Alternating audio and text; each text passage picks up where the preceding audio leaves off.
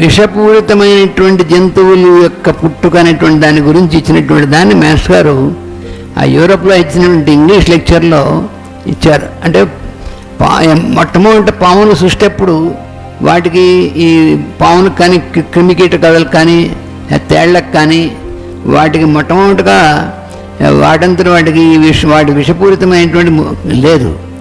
కానీ ఏమైందంటే మానవులు, అది చాలా సూక్ష్మమైనటువంటి అంశం, అది మోస్ట్ సైంటిఫిక్, అది అసలు మనం ఊహించలేము.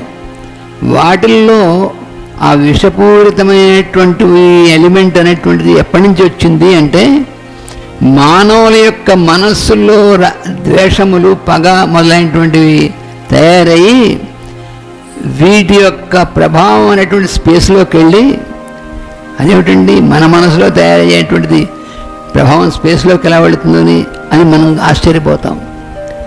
కానీ సైంటిఫిక్ ఫ్యాక్ట్ ఏమిటంటే మన మనస్సు అనేటువంటిది స్పేస్ మైండ్లో భాగం.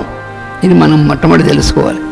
అందుకని మానవుల యొక్క మనస్సులో ఏర్పడినటువంటి ద్వేషము, పగ మొదలైనటువంటివి అంటే హాని కలిగించేటువంటి విధమైనటువంటివి ఇవన్నీ కూడా ఎప్పుడైతే చేశారో వీటి వల్ల ఇవి స్పేస్లోకి వెళ్ళి ఇవే వాటిలో భయంకరమైనటువంటి విషములైనటువంటివి అంకురించడానికి కారణములు అయ్యాయి అని మాస్టర్ ఊహించి చెప్పింది గారు. వేదాల్లో ఉన్నటువంటి అక్కడి నుంచి ఇచ్చారు. అంటే ఎలా వచ్చాయి? వీటికి ముందు నుంచి పాపం విషపూరితాలు కావు. అవి విషపూరితాలు అవ్వడానికి కారణం ఎవరు? మానవుడు.